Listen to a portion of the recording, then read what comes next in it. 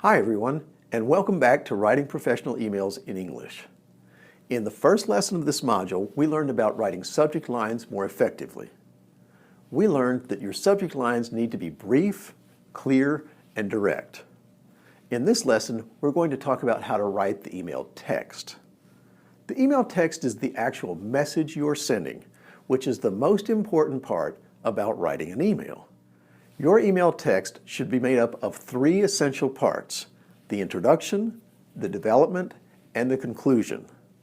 Today we're going to introduce you to each of these parts by showing examples and providing strategies so that you can write them in a clear and effective way. Let's start talking about the first part of an email text, the introduction. The introduction shows the reader who is writing and what the email is about. It is expressed in the first sentence of your message. The introduction is one of the most important parts of email text because it gives the reader a first impression of your email message. So, to write the introduction, you need to consider the author and the purpose of your email. Let's talk about each of them separately. The author is the writer of the email. Grammatically, the author is the subject of your first sentence. There are two ways to write the author. First, by writing the name, position, or organization, or second, by simply writing a pronoun. Your choice is going to depend on how many times you've written to your reader. If you're writing an email for the first time, it's important that you write the actual name, position, and organization of the author. Let's look at an example. This is the first email between this writer and the reader.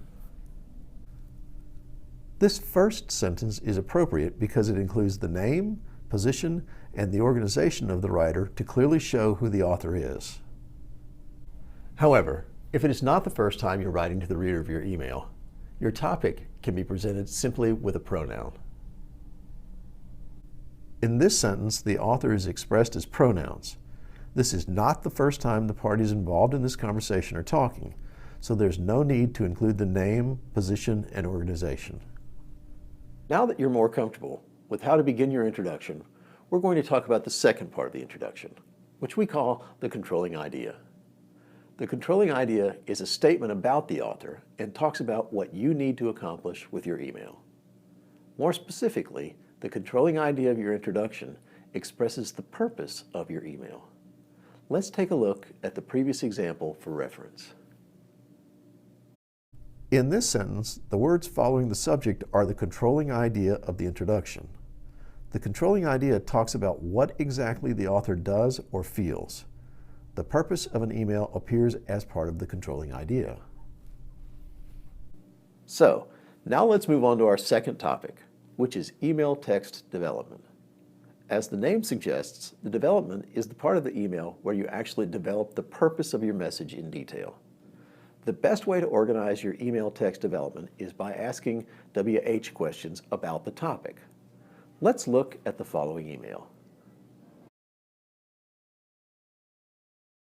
In this email, the second sentence answers the question, how often will I be sending catalogs? And the question for the third sentence would be, what is the most important part of our catalog to our customers?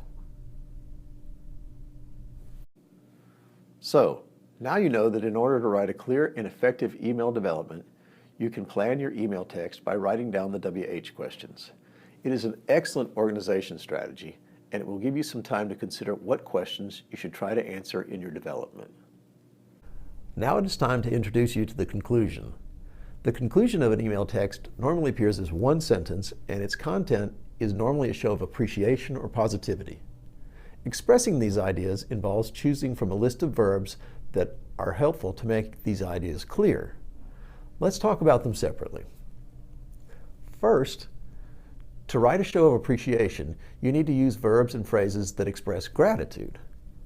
These include words like thank, appreciate, or the phrase be glad about. These words help the email text end on a positive tone, which helps our reader have an optimistic impression of your email. The conclusion in this email shows a clear example of how to show appreciation.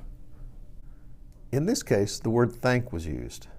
But if you would rather use a positive wish, the most common verbs are hope, wish, and the phrase look forward to. For example, this example uses the verb hope.